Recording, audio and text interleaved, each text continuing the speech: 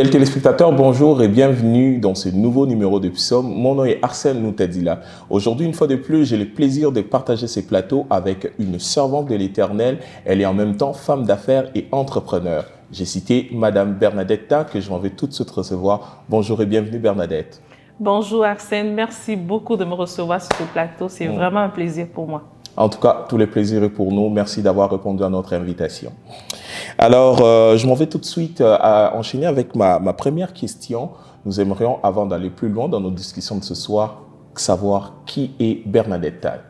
Bernadette Tal, c'est d'abord un enfant de Dieu qui a vraiment eu pour mission de contribuer dans la création de la richesse auprès des enfants de Dieu et aussi dans la population en général. Elle est directrice de l'entreprise RCA Group Conseil, qui est une entreprise qui accompagne vraiment les entreprises au niveau de lancement d'entreprise, croissance, recherche de financement et aussi investisseur immobilier et conférencière tant au niveau spirituel qu'au niveau leadership et entrepreneuriat.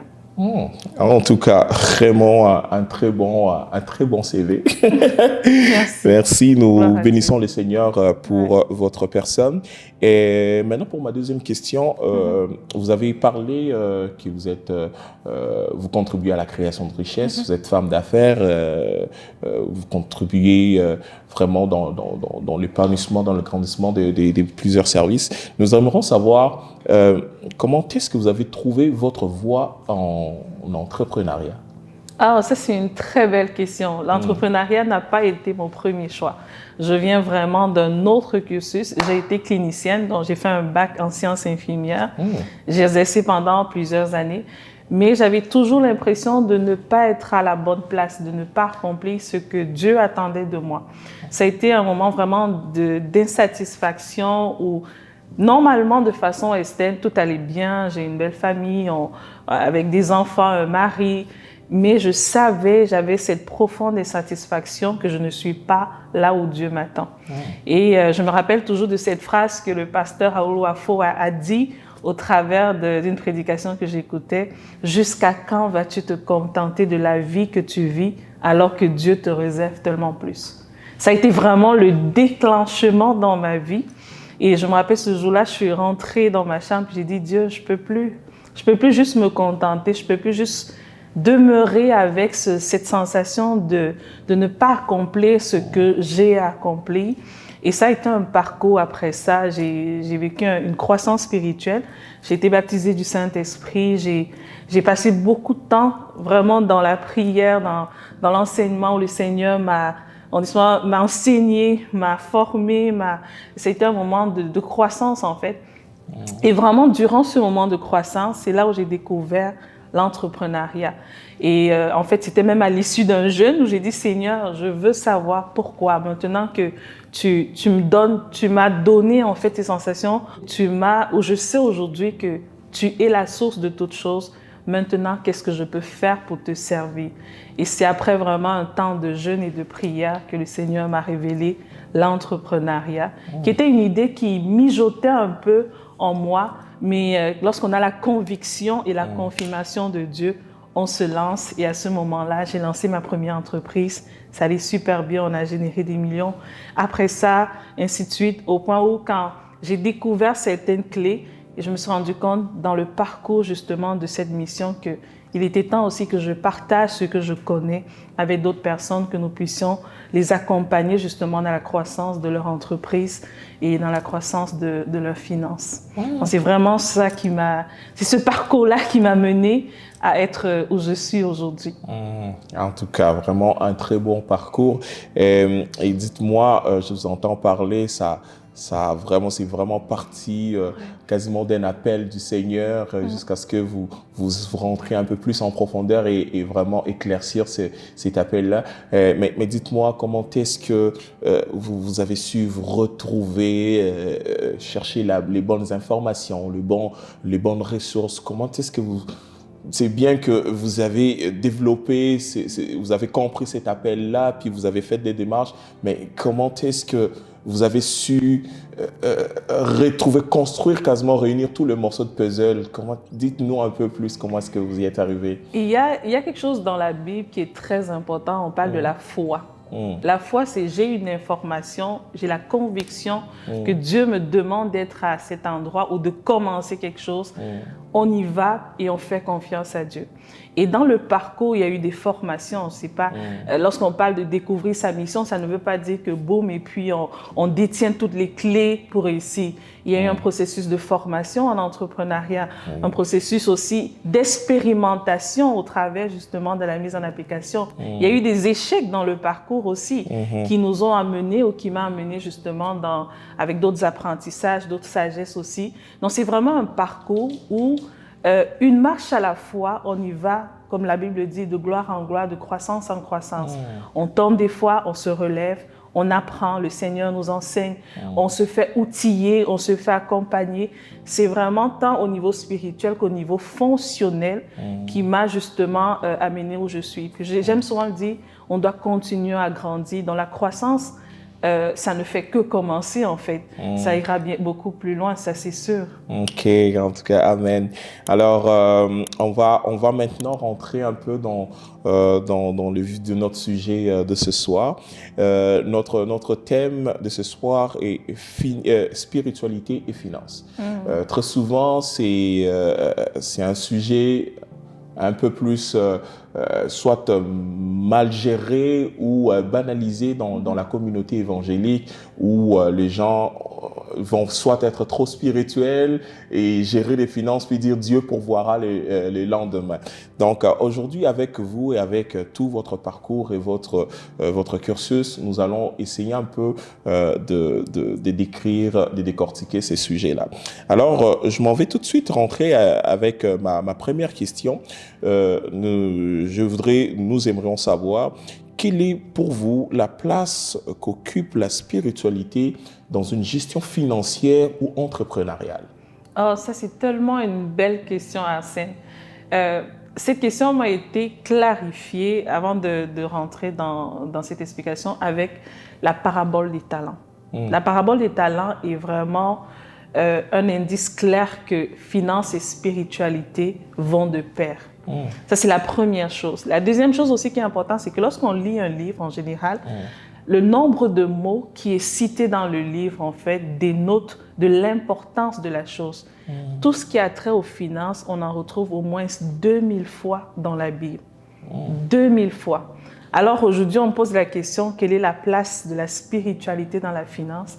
Seulement avec la parabole, on comprend que si Dieu nous confie quelque chose, nous devons savoir le gérer. Ça, c'est d'abord dans la dimension de la gestion.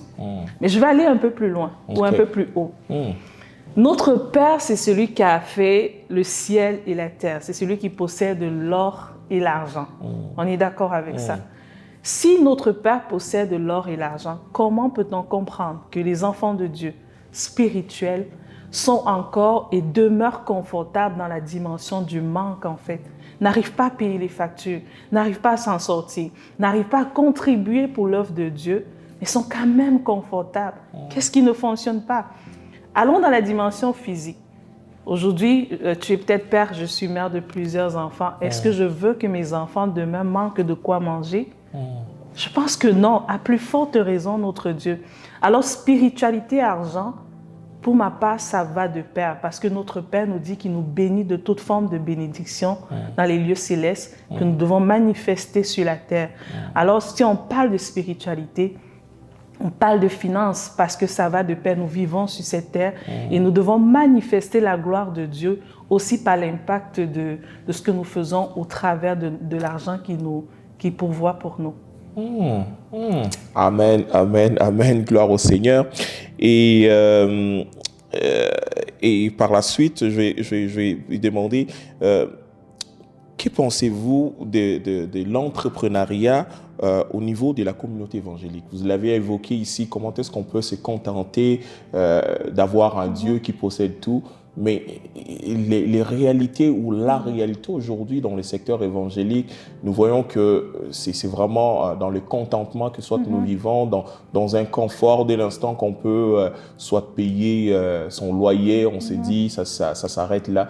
Mais vous, en tant que femme d'affaires et entrepreneur, qu'est-ce que vous pensez de ces concepts-là dans les milieux, dans la communauté évangélique? Ça, je vais partir d'une expérience personnelle avant de donner mon point de vue. C'est à scène, lorsque j'ai commencé à développer davantage ma relation avec Dieu, le constat était tellement flagrant. Parce que quand on rentre dans les églises évangéliques, il y a énormément de souffrances financières. À côté de ça aussi, les œuvres sont financées. Si on veut évangéliser encore plus, on a besoin de finances. La Bible dit aussi que Jésus disait, j'étais à ta porte, j'avais faim, tu m'as donné à manger. Si je ne me nourris pas, comment je peux donner à manger à celui qui a faim? Et moi aussi, et je ne veux pas, sans rentrer dans un jugement, j'ai été dans ce mensonge durant des années en fait. Je me disais non, Dieu veut qu'on se contente, qu'on fasse notre petite vie, qu'on soit tout le temps dépendant. Mais la Bible dit que tout est manifesté, tout est accompli en fait. C'est triste en fait. Et ça, c'est quelque chose qui... C'est pour ça qu'aujourd'hui, j'œuvre pour la croissance financière du peuple de Dieu. Je parle de ça avec aisance. Parce que c'est triste de voir des gens, des enfants de Dieu, d'un roi des rois, encore à l'église évangélique aujourd'hui, qui soient autant dans la misère en fait. Comment va-t-on impacter en fait? Comment va-t-on contribuer aussi pour la société, autant pour l'œuvre de Dieu que dans la société? Comment va-t-on se définir en fait? Est-ce que seulement la spiritualité? Et il y a quelque chose aussi par rapport à ça qui m'intrigue énormément. C'est comme si dans l'église évangélique, on a séparé la dimension humaine de la dimension spirituelle. Alors que pourtant, on fait un. Quand la Bible dit l'Esprit de Dieu est scellé à notre esprit pour en faire un. Ça veut dire que tout ce qui est de l'esprit est de nous en fait, se manifeste en nous. Mais c'est comme si on s'est arrêté aux clés spirituelles, mais on n'a pas découvert, mais comment je mets en application pour marcher maintenant dans la gloire de Dieu, dans la liberté financière, pour pouvoir justement manifester et impacter la vie des autres. Moi, aujourd'hui, c'est avec beaucoup de tristesse. Sincèrement, c'est avec beaucoup de tristesse que des fois j'observe et que je demande souvent à Dieu et je prie, Seigneur, que ton peuple ouvre ses yeux, que l'argent n'est pas... comme tous les mensonges qu'on a eu, un démon ou quelque chose qui va nous éloigner de Dieu, mais que l'argent est là, que tu pourvois l'argent pour qu'on œuvre davantage dans tes œuvres encore, pour qu'on puisse davantage impacter. Je me rappelle une fois, au sujet de l'argent, j'accompagnais une entrepreneur et elle n'était pas enfant de Dieu, ça il faut le dire. Elle était enfant de Dieu, elle croyait à Dieu, mais elle avait une mauvaise appréhension des enfants de Dieu. Elle se disait que les évangéliques, soit on aime l'argent, soit on aime Dieu. Puis quand on a commencé à travailler ensemble, ce qui s'est passé, c'est qu'elle a découvert qu'on pouvait aimer Dieu et contribuer et travailler ou à manifester la gloire de Dieu au travers des finances. Et un jour, elle me fait un voice et elle me dit, Bernadette, je ne savais pas qu'on pouvait aimer le Seigneur, continuer à développer sa relation avec Dieu et continuer à œuvrer dans ce qu'on connaît, dans ce qu'on fait. Pour moi, c'était soit on aime Dieu, soit on aime l'entrepreneuriat. C'est vraiment deux mondes différents. Mais c'est vraiment à tort de le penser. Et c'est à tort que le peuple, en fait, nos frères et sœurs, qu'on continue à penser comme ça, parce que même au travers de notre entrepreneuriat, nous faisons de l'évangélisation. Même au travers de ce que nous accomplissons, nous faisons de l'évangélisation. Amen.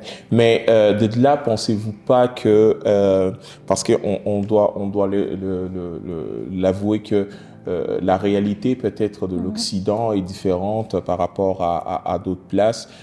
Pensez-vous que si on doit soit suivre ses rêves ou sa vision entrepreneuriale, cela ne nous prendrait pas plus de temps un peu dans l'espace qu'on consacrait à Dieu ou à l'œuvre du Seigneur? Ah, ça c'est tellement une bonne question. Là, on va encore, c'est encore l'une des disparités dans la compréhension de l'entrepreneuriat et la spiritualité. On dit « je suis ma vision », mais en même temps, il y a l'œuvre de Dieu à côté. La vision, c'est Dieu qui nous transmet la vision. Il faut d'abord qu'on soit en accord là-dedans. Si, par exemple, j'ai la capacité ou le don de créer des tapis et les vendre, c'est Dieu qui m'a donné ce don. Jamais une vision entrepreneuriale qui vient de Dieu ne nous éloignera de l'œuvre de Dieu. Cependant, il faut user de sagesse, il faut se faire accompagner. Mais jamais l'œuvre de Dieu ne nous éloignera de notre spiritualité. Au contraire, Et ça, je peux le témoigner. J'ai vécu tellement de témoignages.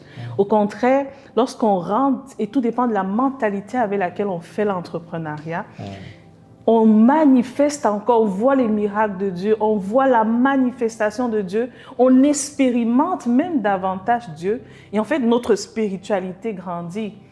Personnellement, moi, la Bernadette qui a commencé l'entrepreneuriat avec sa spiritualité aujourd'hui, la spiritualité a grandi parce qu'aujourd'hui, je peux témoigner de façon factuelle au travers des expériences entrepreneuriales et autres que Dieu est vivant. Aujourd'hui, je peux témoigner qu'il y a des femmes qui ont donné leur vie à Dieu simplement par un accompagnement, qui ont senti, qui ont compris, qui ont expérimenté quelque chose. Donc, l'entrepreneuriat n'est pas dans un côté.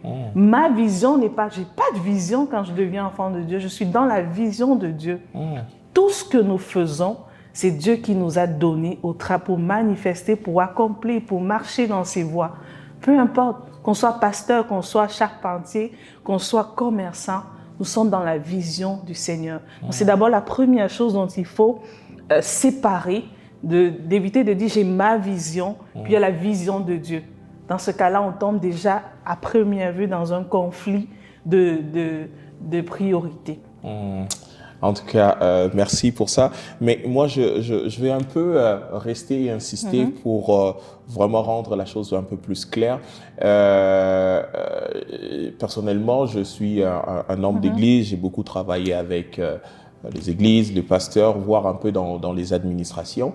Par moments, on se retrouve avec des défis, là, où soit il faut qu'on travaille un peu plus pour essayer de subvenir aux besoins de l'Église et travailler plus, par moment, amène des contraintes où on doit par moment, comment le dire, si ce n'est un peu relâcher un peu le côté ministériel, au point où tu ne peux plus offrir 7 jours, semaines pour les activités de l'église parce qu'il faut que tu travailles, parce qu'il faut par moment tu t'occupes de ta famille, parce qu'il faut que tu répondes à certaines responsabilités. Avez-vous quelque chose à dire là-dessus? Oui, absolument. Nous avons un Dieu qui est bon et je suis mère de 5 enfants, le 6e en cours, plus plusieurs entreprises et aussi j'étais présidente de chambre de commerce. Donc je peux comprendre absolument ce que tu dis et aussi d'autres choses. Ce qu'il faut noter, c'est que Dieu, on sert un Dieu qui est bon et qui est amour. Ça veut dire qu'il y a un temps et une saison pour toutes choses. Il y a le temps de formation, le temps d'expérimentation, le temps de travail. Il y a une saison à tout. C'est pour ça que la dimension de se laisser diriger par le Saint-Esprit est capitale. Le Seigneur peut nous dire dans cette saison, je veux que tu sortes, je veux que tu travailles un peu plus, je suis avec toi. Et même dans cette saison-là, il va trouver le temps de nous enseigner, de nous édifier, de nous garder avec lui dans une intimité. En même temps, il y a des saisons où on va passer un peu plus de temps dans la prière parce qu'il faut qu'il nous enseigne certaines choses. En fait, cette dimension-là, c'est de se laisser diriger par le Saint-Esprit, avoir le recul de dire qu'est-ce qui est en train de se passer. Je dis souvent que nous, les enfants de Dieu, nous devons nous élever aussi au-dessus des situations et au-dessus de ce qui se passe pour pouvoir analyser la dimension des temps et des saisons. On ne peut pas tout le temps être à genoux en train de prier. Quand j'ai fini de recevoir du Saint-Esprit, je dois aller expérimenter. Mais lorsque je suis en paix, que je suis dans une phase, dans une saison d'expérimentation ou de manifestation et que j'ai moins de temps, peut-être dans l'intimité, mais que j'ai toujours le temps parce qu'il faut toujours... Et même le moins de temps, mais que même dans ce que je fais, je sais que Seigneur, ce que tu m'as enseigné, je suis en train de l'expérimenter. Je reste attaché à Dieu. Amen. Dieu n'est pas, Jésus disait, n'est pas dans un lieu, puis nous sommes dans un autre. Ça veut dire que partout où nous sommes, dans les moments de joie, comme dans les moments de difficulté, il est là. Dans les moments de travail intense, comme dans les moments de spiritualité, il est là. Alors, c'est aussi de développer quels sont les mécanismes, des choses que je peux mettre en place pour continuer à garder ma flamme allumée, pour continuer à maintenir justement mon intimité avec Dieu et ne pas, comme on dit, refroidir et devenir tiède dans l'esprit. Amen. Alors, fidèles téléspectateurs, vous qui nous rejoignez, je signale qu'aujourd'hui, je reçois une servante de l'Éternel. Elle est en même temps femme d'affaires et entrepreneur. J'ai cité Madame Bernadette Tang, avec qui nous discutons autour du thème spiritualité et finances. Alors, Bernadette, on va enchaîner par la suite. Maintenant, avec tout ce que vous nous avez dit, j'aimerais savoir quel est pour vous le point d'équilibre entre spiritualité et finances. Et quand je parle de finances, toi-même, tu es professionnel là-dedans, c'est large, c'est quasiment toute une gestion, c'est de la projection, c'est de beaucoup de choses. C'est quoi le point d'équilibre entre spiritualité et finances? Le point d'équilibre entre spiritualité, ça part de la dimension, il faut d'abord savoir que Dieu est le pourvoyeur. Je veux dire, je ne me bats pas, lorsqu'on rentre dans l'entrepreneuriat comme enfant de Dieu, je ne me bats pas à acquérir, non. Je suis en train de faire ce que j'ai à faire pour manifester. Et ça change souvent tout dans la façon dont on fait l'entrepreneuriat. Je reprends encore parce que cette partie est très importante. Dieu est le pourvoyeur. Tout est accompli dans le monde spirituel. Il m'a béni de toute forme de bénédiction. Alors nous, comme enfants de Dieu, dans le monde physique, nous devons faire ce que nous avons à faire pour que la manifestation des finances se fasse. Maintenant, le point d'équilibre vient aussi dans la dimension aussi, oui, je comprends que Dieu est le pourvoyeur, dans la dimension de l'action. Nous avons aussi notre responsabilité pour maintenir un équilibre. Cette responsabilité réside aussi dans la gestion, dans l'application des lois spirituelles. On parle de dîmes, on parle des offrandes, on parle des aumônes et autres. Cet équilibre aussi réside dans la capacité à « je dois être une bénédiction pour les autres ». Il faut que ce soit clair que ce que j'ai, la dimension de devenir une bénédiction pour les autres va me maintenir en équilibre. Parce que lorsque je reçois comme la mer morte et que je m'arrête, qu'est-ce que ça fait? Ça fait le sel qui tarit et c'est là où l'idolâtrie et autres embarquent. Donc, Dieu est mon pourvoyeur. Maintenant, je dois faire ce que j'ai à faire au travers de ce qu'il m'a confié comme don et talent pour apporter à manifestation, que ce soit au niveau du travail, que ce soit au niveau de la gestion de mes finances. Il y a l'application aussi des lois spirituelles qui sont des paramètres très importants. Et aussi, pour terminer, il faut que je sache que si Dieu me bénit, je représente une bénédiction pour d'autres. En mettant ces paramètres en place, on trouve vraiment un équilibre. Parce que la prospérité n'est pas seulement une déclaration, tu es béni à tous égards. Non, oui, je reçois, mais pour l'amener à manifestation, j'ai des actions à mener. Et ça, c'est très important. Ça permet de prospérer, d'être en équilibre et de continuer à bénir d'autres personnes. Amen, amen, amen. Et je voudrais savoir quel est, parce qu'avec tout ce que vous êtes en train de nous partager, c'est tellement riche. Maintenant, quels sont pour vous les meilleurs, sinon les meilleurs ou au pluriel ou au singulier, astuces pour une vie financière épanouie en tant qu'enfant de Dieu? Ça rejoint un peu la question qu'on a dit tantôt. Quelles sont les meilleures astuces pour une vie financière épanouie pour un enfant de Dieu?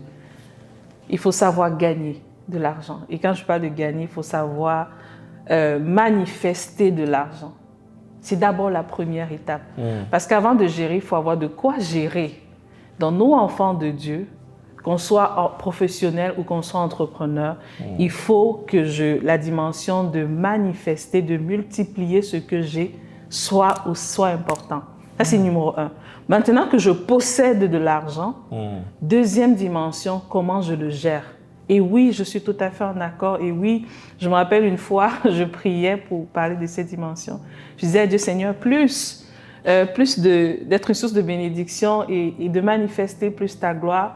Et Dieu m'a dit, je ne suis pas un Dieu de désordre. Dieu ne fonctionne pas dans le désordre. Qu'est-ce que tu gagnes? Tu gagnes combien? Comment tu le gères? Qu'est-ce que tu fais de ce que Dieu t'a confié? On doit être fidèle dans les petites comme dans les grandes choses. Autant on est fidèle, je ne sais pas, dans notre alimentation, autant cette fidélité doit se manifester dans nos finances. Comment je gère mes finances? Comment je gère ma famille? Parce qu'on est la source du spirituel de Dieu, en fait. Donc, tout ce que nous touchons, on doit pouvoir développer justement cette capacité d'être des bons et des fidèles servants, en fait. Parce que Dieu nous a confié des choses, il nous a confié des finances. Donc, il y a une partie qui est capitale. Peu importe ce que je possède, je dois la mener à multiplication. Et la dimension de la multiplication passe absolument par la gestion, prévision, clarté de ce que j'ai, et ainsi de suite. L'autre dimension maintenant qui est importante, c'est que maintenant que j'ai multiplié ce que j'ai, que je sais gérer ce que j'ai, il faut aussi que je pense à tout ce qui est loi spirituelle, ou pendant plutôt que je multiplie, il faut que je pense à contribuer. Parce que si je dis, Seigneur, tu es mon pourvoyeur, et qu'il y a un enfant qui souffre à côté, un orphelin qui n'arrive pas à manger, que j'ai la capacité de contribuer, je ne dois pas m'arrêter là. Ça veut dire que, je dis souvent aux chefs d'entreprise que j'accompagne, vous devez avoir une œuvre que vous contribuez, dans laquelle vous donnez, vous redonnez ce que vous avez. Ça fait partie de ce qu'on a reçu. Si tu reçois, tu redonnes. Et puis, il y a un principe aussi qui touche aussi les finances, comme dans tous les principes, le principe de la semence. Ce que je sème, je récolte. Il faut semer dans la vie des gens. Ça doit être un principe de base pour un enfant de Dieu comme critère d'application. L'autre élément aussi qui est important, on l'a dit aussi, c'est vraiment les offrandes, les dîmes, les aumônes. Donc, à ce moment-là, on doit œuvrer pour le ministère, œuvrer pour les œuvres. Prochainement, on a cette conférence qu'on va faire le 17 juin pour une évangélisation qui est financée par les femmes dans le but d'évangéliser. Mais si on n'avait pas ces capacités à bien gérer nos finances, comment on aurait pu financer cette œuvre-là? Donc, il y a tellement de résultats positifs dans la gestion, dans la réception, dans l'investissement et autres. Puis aussi la dimension d'investissement. Les enfants de Dieu doivent investir. Ils doivent investir dans différentes structures, que ce soit l'immobilier, que ce soit les finances, que ce soit dans l'homme, qui est l'humain, dans l'entrepreneuriat. On doit investir. Et c'est tout ça qui va faire grandir le royaume de Dieu aussi sur terre. En tout cas, merci beaucoup pour toutes ces questions. Alors, nous tendons vers la fin de notre discussion de ce soir. Mais avant de finir, j'ai une question que j'aimerais vous poser. Nous voyons des zones géographiques, des pays, des continents, même par moments tout entiers, entre autres comme peut-être en Afrique ou d'autres places aussi, où le niveau de spiritualité, si je peux le dire comme ça, est vraiment d'actualité. On a des églises quasiment partout, on a des gens qui consacrent beaucoup de temps à chercher Dieu, à prier, à évangéliser. Ils sont quasiment là plus qu'à temps plein dans l'œuvre de Dieu. Cependant, l'environnement, la réalité de la place reste un peu moins développé par rapport à d'autres places ou qui ne sont pas vraiment tout le temps dans les églises ou qui n'appliquent pas la spiritualité de la même manière avec ces gens-là. Comment pourrez-vous un peu décrire cette réalité des choses-là? Il y a... Et je vois, ce que tu dis est tellement palpable et tu le parles, j'avais des images. C'est bon qu'on recherche Dieu et c'est ce que Dieu veut dire. Tu aimeras le Seigneur de tout ton cœur et puis de toute ton âme et de ta volonté. Mais il faudrait que tout ce qu'on reçoit du spirituel, il faudrait qu'on aille dans la dimension de la manifestation. Et souvent, on voit dans beaucoup de peuples, c'est comme si on est resté fermé dans le spirituel. Mais à côté, on est fait de chair. L'homme est esprit, possédant un homme, habitant dans un corps. La dimension du corps et de l'âme est comme oubliée un peu. On est très focus au niveau de l'esprit. Ça fait en sorte que oui, on reçoit ces bénédictions spirituelles, on est en paix, puis on est dans la transe, puis on est dans l'esprit, et on est dans tout ce qui est manifestation spirituelle.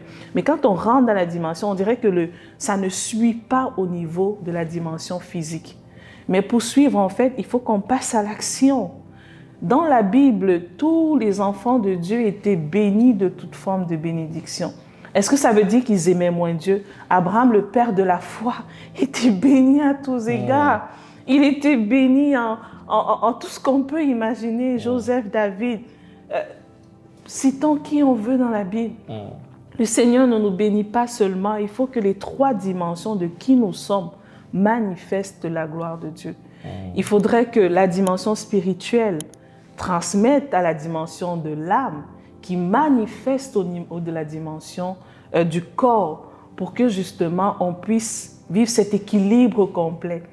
C'est aussi triste parfois de voir souvent, et c'est souvent dans ces pays-là ou dans ces régions où il y a le plus de pauvreté, où il y a encore énormément de souffrance, et à qui souvent ils tendent la main parfois aux organismes, parfois ils tendent la main aux organismes gouvernementaux ou internationaux. Mais si nous, les enfants de Dieu, on amenait ça à la dimension physique, si on travaillait, si le peuple de Dieu travaillait, ou plutôt enseignait à comment justement quitter de la dimension spirituelle, des richesses que j'ai reçues spirituelles, à la dimension physique, on aurait moins de ce genre de cas. Et le peuple de Dieu ferait davantage de miracles, davantage d'impact, parce que nous sommes à l'image et à la ressemblance de Dieu. Amen. Amen. Donc, je te dirais, Arsène, ça fait partie des choses que quand je prie, et je prie pour mon peuple en particulier. Seigneur, tu nous as bénis de toute forme de bénédiction, que ta grâce transcende et que même dans la dimension physique, qu'on puisse manifester davantage. C'est pour ça que j'œuvre pour l'entrepreneuriat, parce que je crois que Dieu nous a donné à chacun des dons et des talents. Amen. Et en tout cas, dans la Bible, jusqu'à présent, la majorité sont des entrepreneurs. Sinon, la quasi-totalité sont des entrepreneurs.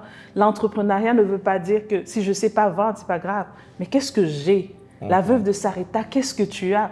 Qu'est-ce qu'il y a fait? Il a fait faire de l'entrepreneuriat. Si tu te sens dans le manque, je n'ai pas envie de dire pauvre, mais si tu sens que je n'arrive pas à payer mes factures, je n'arrive pas à m'en sortir, qu'est-ce que tu as? Qu'est-ce que tu possèdes en fait? Et avec ça, manifeste la gloire de Dieu, rentre dans l'entrepreneuriat et tu vas expérimenter le Dieu de fidélité, le Dieu qui pourvoit encore davantage. C'est ça. En tout cas, amen et gloire au Seigneur. Et vous nous avez tellement donné beaucoup de détails aujourd'hui, vraiment, vraiment, elle est très riche, cette discussion. Avant de finir, est-ce que vous aurez un message en particulier, un conseil, un message que vous aimeriez lancer à la communauté évangélique ou à quelqu'un dans un coin du monde qui vous écoute avec toute votre expertise? J'ai envie de dire à une personne qui m'écoute aujourd'hui, Dieu t'aime. Il faut d'abord que ce soit la base. Si tu es dans le manque, ce n'est pas la volonté de Dieu. Si tu vis la pauvreté, tu as du mal à payer tes factures, ce n'est pas du tout la volonté de Dieu. J'ai envie de te dire que Dieu t'a déjà béni, mais que la dimension de manifester la bénédiction de Dieu dépend aussi de toi. Il faut que tu prennes d'abord la décision de dire oui, je veux manifester la gloire de Dieu dans ma vie. Je veux rentrer dans l'abondance financière qui m'a déjà été donnée au niveau spirituel. Et qu'à côté de ça maintenant, que tu rentres dans l'action, parce que décision sans action ne portera pas de résultat. On ne peut pas passer le temps à recevoir. Il faut qu'on amène au niveau de l'action ce que j'ai reçu, cette bénédiction, cette joie, cet amour, ces dons. Qu'est-ce que tu fais des dons que Dieu t'a donnés? Décide aujourd'hui, et j'en suis convaincue, tu laisseras des témoignages au Média Shekinah. Décide aujourd'hui qu'aujourd'hui, ça s'arrête. Qu'aujourd'hui, en fait, tu regardes à ce que tu as et que tu décides que Dieu te donne la grâce et la capacité et t'entoure des bonnes personnes pour t'amener à manifester l'abondance financière et d'être une source de bénédiction. Ta bénédiction est le signe de la gloire de Dieu. Plus tu es béni, plus tu es heureux, plus tu es une source de bénédiction, plus Dieu se réjouit, tant au niveau spirituel qu'au niveau physique. Et rappelle-toi, le spirituel et le physique forment un. Parce que Paul disait, c'est plus moi qui vis, c'est Christ qui vit en moi. Donc on n'a pas à nous séparer de notre dimension physique que de la dimension spirituelle. Et je sais que Dieu va faire quelque chose dans la vie de quelqu'un aujourd'hui. Et je prie et je déclare qu'il y a des déclenchements qui se font dans la vie d'une multitude aujourd'hui. Que le peuple de Dieu se lève aujourd'hui et rentre dans la manifestation de la gloire de notre Père. Amen, amen, amen. Gloire au Seigneur. Bernadette, merci. Merci d'avoir répondu à notre invitation et merci de nous avoir partagé tout ton savoir et toute cette grâce glorieuse de l'Éternel manifestée dans ta vie. Alors, chers téléspectateurs, nous sommes arrivés à la fin de notre tranche de ce soir. J'étais heureux de vous le présenter. Mon nom est Arsène Luntadila. J'ai reçu dans ces plateaux Madame Bernadetta, qui est une servante de l'Éternel, femme d'affaires et entrepreneur. D'ici là, portez-vous bien et que le Seigneur vous bénisse et à très bientôt.